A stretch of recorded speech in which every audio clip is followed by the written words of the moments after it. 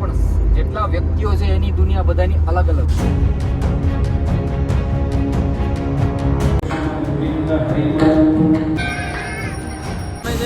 નાનકડું શિવલિંગ દેખાય છે, ગુપ્ત ભીમાશંકર કહેવાય. પબ્લિક બધી અહીંયા જ આવે છે દર્શન કરવા. ભાઈ ચારે બાજુ રૂગું અંધારું અંધારું છે ને અમે વચ્ચો વચ્ચી જંગલની વચ્ચો વચ્ચી. હર હર મહાદેવ. આવા ધાગા બાંધેલા છે, ખબર પડે કે હા ભાઈ અહીંયાથી જવાનું છે. ગુજરાતના 24 વર્ષના યુવાન ભાઈ સાહેબ કઈ દેખાતું જ નથી. Also, I am traveling. જે હતી ને ભીમા નદી હતી, ના ભીમા નદીનું ઉદ્ગમ સ્થાન કહેવાય અહીંયા. મહાકાલ, ઓમકારેશ્વર, કાશી વિશ્વનાથ, બેદનાથ, કેદારનાથ, મહાદેવની આરતીમાં જ્યોતિર્લિંગની આરતી ભાઈ.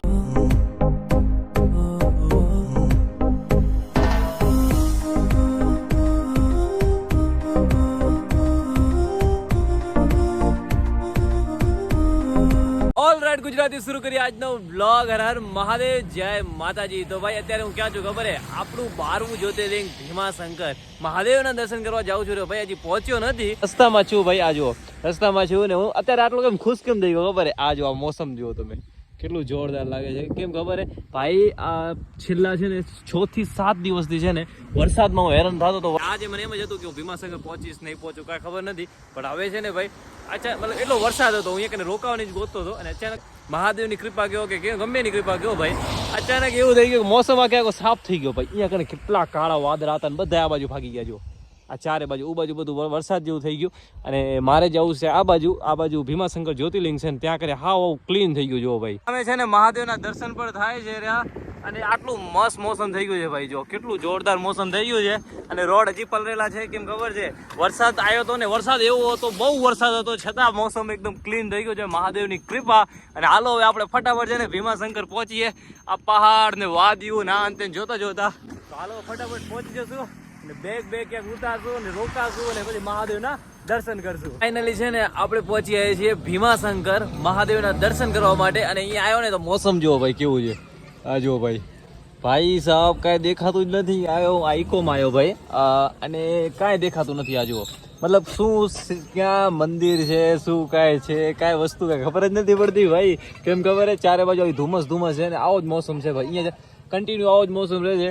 અને 24 કલાક વરસાદ ને અંતે ચાલુ હોય છે. તો ત્યાં તો બરાબર મોસમ સારું થઈ ગયો, પણ અહીંયા વળી આવો મોસમ થઈ ગયો છે. કાંઈ વાંધો નહીં. હવે આપણે મંદિરને અંતે ગોતીએ ને પહેલાં છે ને રોકાવાની જગ્યા ગોતીએ, બરાબર? રોકાઈ જઈએ પછી દર્શન કરશું મહાદેવના. અને આજે થાય તો ઠીક છે ને, કાલ સવારે દર્શન કરશું.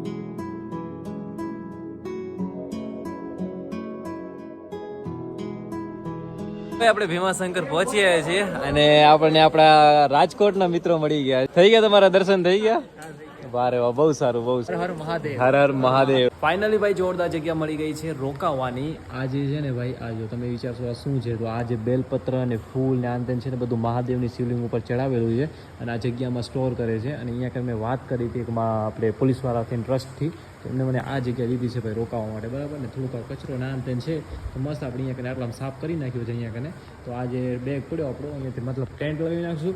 અને અહીંયાથી આ જે સામે જે આ દરવાજો દેખાય ને, આ જે કાળી દિવાલ દેખાય ને ભાઈ, એ જ મહાદેવનું મંદિર છે. મતલબ બહાર નીકળતા જ મહાદેવનું મંદિર એમ વિચારો. એટલે સવારના આપણે વધારે છેટે જવું પડશે નહીં અને જોરદાર દર્શન થઈ જશે ભાઈ. અને ત્યારે સાંજના પણ દર્શન કરશું, સવારે પણ દર્શન કરશું, સાંજના આરતીના દર્શન કરશું, સવારના જે શ્રૃંગાર ને આનંદ થાય ને ભાઈ, એ બધું દર્શન. જે મેઇન શિવલિંગ છે ને ભાઈ, એના દર્શન કાલ સવારના આપણે કરી લઈશું. એ 5 વાગ્યાથી 6 વાગ્યા લગીને ખાલી 1 જ કલાક હોય છે. અને પછી એના ઉપર મુકુટ ને આંતની ઢાંકી નાખે એટલે પછી એના દર્શન થાય નહીં. આખો દિવસમાં ખાલી 1 જ કલાક દર્શન થાય. તો આપણે કાલ સવારના એ પણ દર્શન કરી લઈશું ને અત્યારે સાંજના પણ દર્શન કરશું, બરાબર? આરતીના નાના તેના બધા દર્શન કરી લઈશું. એમ આપણું છેલ્લું જ્યોતિર્લિંગ છે, 12મું જ્યોતિર્લિંગ છે, તો આરામથી દર્શન કરશું ભાઈ. થોડી વાર પછી આ ટેન્ટ બેન્ડ લગાવી નાખી અને પછી આરામથી જમી કરીને સૂઈ જશું.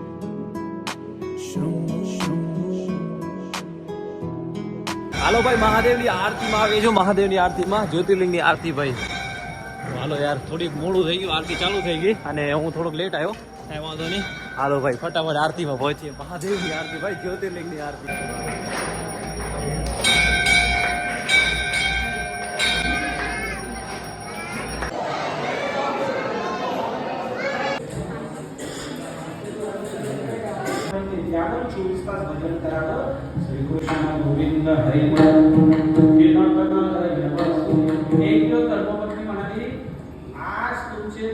मित्र गुजरात राज्यामध्ये द्वारका नगरीमध्ये राजे म्हणून शोभायमान आहेत. जाणताना भेटायला तसं नका जाऊ मी थोडी पोह्याची पुरसुंदी देते हे का नाकाने जाऊ नका હાલો ભાઈ બધાને ગુડ મોર્નિંગ. સવાર થઈ ગઈ છે ભાઈ અને અત્યારે છે ને ભાઈ આ જો મસ્ત ટેન્ટ લગાવ્યો તો કાલ રાતને એક રોકાઈ ગયા હતા મસ્ત અને સવારે એકને નાહી ધોઈને ફ્રેશ થઈ ગયા છીએ. તો હાલો ભાઈ ફટાફટ છે ને ટેન્ટ કાઢીએ અને દર્શન કરવા જવાના છે. ક્યાં ખબર છે? મહાદેવનું મેઇન શિવલિંગ છે ત્યાં દર્શન કરવા જવાના છે. તો ફટાફટ ટેન્ટ કાઢવાનું કામ બાકી છે તો ફટાફટ ટેન્ટ કાઢીએ અને આપણો બેગ અહીંયા કરીને રાખી દઈએ અને રાખીને અને પછી જઈએ દર્શન કરવા માટે. ફટાફટ છે ને મહાદેવના દર્શન કરવા માટે જાઉં છું યો અને આ મંદિર છે. તો હાલો ભાઈ ફટાફટ પહોંચી જઈએ. આ જો આરતી શરૂ થઈ ગઈ છે.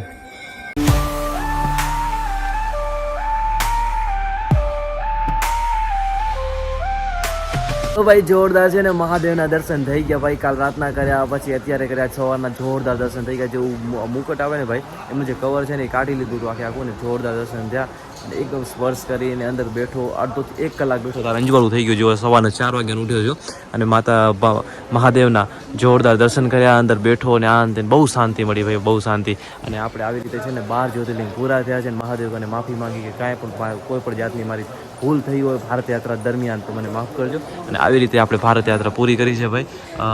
જે 12 જ્યોતિર્લિંગ છે પૂરેપૂરા 12 જ્યોતિર્લિંગ પૂરા કર્યા છે. અત્યાર સુધીમાં ભાઈ નાગેશ્વર, સોમનાથ, મહાકાલ, ઓમકારેશ્વર, કાશી વિશ્વનાથ, બેદનાથ, કેદારનાથ અને પછી ત્રંબકેશ્વર, કૃષ્ણેશ્વર, મલ્લિકાર્જુન, રામેશ્વર અને ભીમાશંકર. અને જે આધાર ભાગ કહેવાય કેદારનાથનો, પશુપતિનાથ, નેપાળ એ પણ થઈ ગયું. અને ઓમકારેશ્વરનો આધાર ભાગ મમલેશ્વર એ પણ થઈ ગયું. અને પરલી વેદનાથ પણ થઈ ગયું અને દેવગઢવાળું વેદનાથ થઈ ગયું. એટલે જ્યોતિર્લિંગ થઈ ગયા આપણા. અને 4 ધામ થઈ ગયા, દ્વારકાધીશ, પછી આપણું જગન્નાથ, રામેશ્વરમ, બદ્રીનાથ અને ઉત્તરાખંડના 4 ધામ ગંગોત્રી, યમનોત્રી, કેદારનાથ, બદ્રીનાથ એ પણ થઈ ગયું. અને એ દરમિયાન મતલબ વચ્ચે આવતા કેટલા મંદિર, ઘણા મંદિર એમ નાના મોટા દુનિયાભરના મંદિર એમને પણ ઘણા દર્શન કર્યા છે.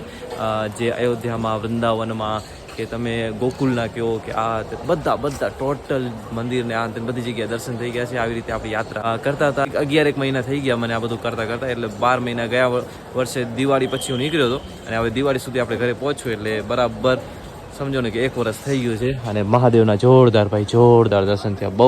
બહુ સારું લાગ્યું, બહુ સારું લાગ્યું. આમ શાંતિ મળી ગઈ. એમ અંતમાં કેવું થાય ખબર હે?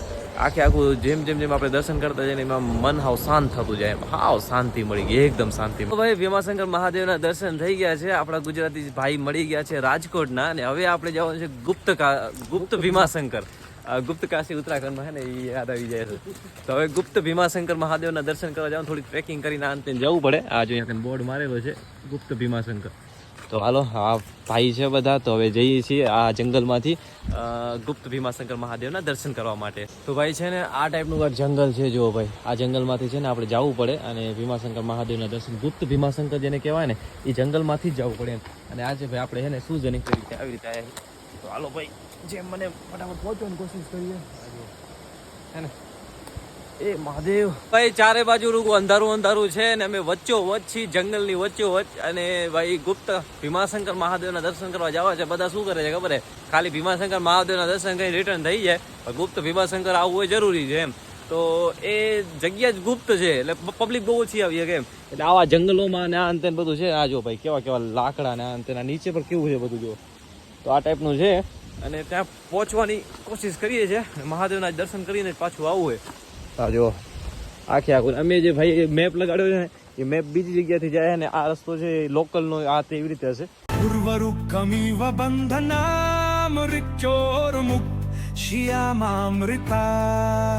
અહીંયા કને છે ને આવી નદી વહેતી આવે છે રે અને આ જગ્યાએ પહોંચે છે ભાઈ આપણે. આ જો અહીંયા કને બધા બેઠા છે ભાઈ થોડીક વાર.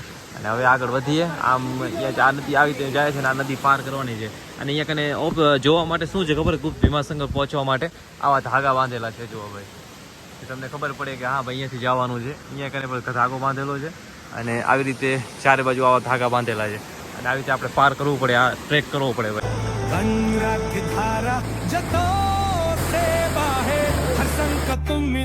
મહાદેવ કા હે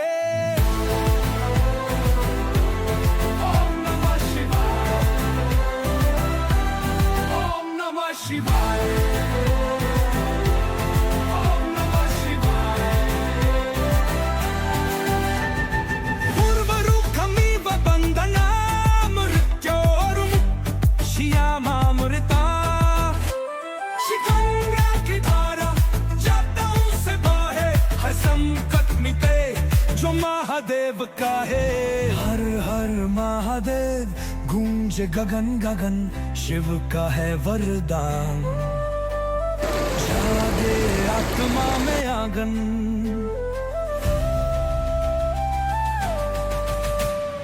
हर हर महादेव नाच धरा गगन संग में तांडव करे शिव ફાઇનલી આપણે પહોંચ્યા છીએ ગુપ્ત ભીમાશંકર.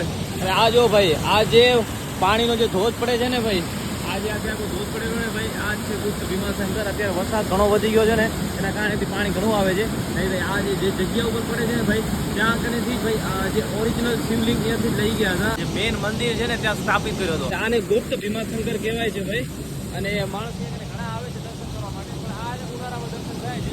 એટલે ઉનાળામાં દર્શન થાય, અત્યારે દર્શન ના થાય કેમ કે વરસાદ ઘણો છે ને. આ વરસાદના કારણેથી પાણી ઘણું આવે એના કારણેથી દર્શન નથી થતા. મહાદેવને જો ભાઈ જલનો અભિષેક થાય છે. હર હર મહાદેવ, હર હર મહાદેવ. મહાદેવ ભાઈ અહીંયા કને છે ભીમાશંકર, ગુપ્ત ભીમાશંકર. જો ભાઈ એક શિવલિંગ આ જો અહીંયા કને છે, અને જે મેઇન શિવલિંગ છે ને આ પાણીની અંદર છે. ભાઈ જલનો કેવો અભિષેક થાય છે મહાદેવ ઉપર, આ જો તમે. અને આ અહીંયા કરે છે ભાઈ, જો મહાદેવ મહાદેવ, હર હર મહાદેવ, ઓમ નમઃ પાર્વતી પતય, હર હર મહાદેવ. મહાદેવને સારી રીતે દર્શન કર્યા છે ભાઈ. આ જો ભાઈ કેવું મસ્ત ભાઈ જ્યોતિર્લિંગ. હર હર મહાદેવ. મેઇન શિવલિંગ છે ને આપણે ભીમાશંકર મંદિરનું, એ શિવલિંગ આ જગ્યાએથી લઈ ગયા હતા. અને અહીંયાથી જ ભાઈ દર્શન અહીંયા જાય. મારે ગુપ્ત ભીમાશંકર કહેવાય. તો પબ્લિક બધી અહીંયા જ આવે છે દર્શન કરવા માટે. તો હાલો ભાઈ, ભીમાશંકર મહાદેવના દર્શન કરીને આવી ગયા છીએ. જે હતી ને ભીમા નદી હતી, અને આ ભીમા નદીનું ઉદ્ગમ સ્થાન કહેવાય અહીંયા કને. આ ભીમા નદીનું કુંડ છે ને અહીંયાથી જ કહેવાય છે કે આ પાણી અહીંયાથી ઉદ્ગમ સ્થાન છે, અને અહીંયાથી જ નદી જાય છે ભાઈ, આગળ વહે છે.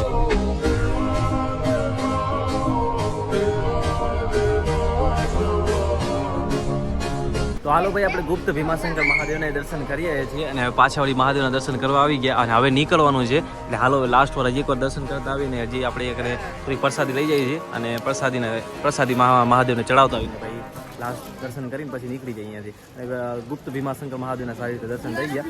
અને हाँ ऐसे ऑल इंडिया ट्रैवल करता हुआ ब्लॉग भी बनाता है सर. हम लोग भी, अच्छा, आपके दर्शन हो गए? हाँ यस, जी, बहुत अच्छी बात है. हर हर महादेव.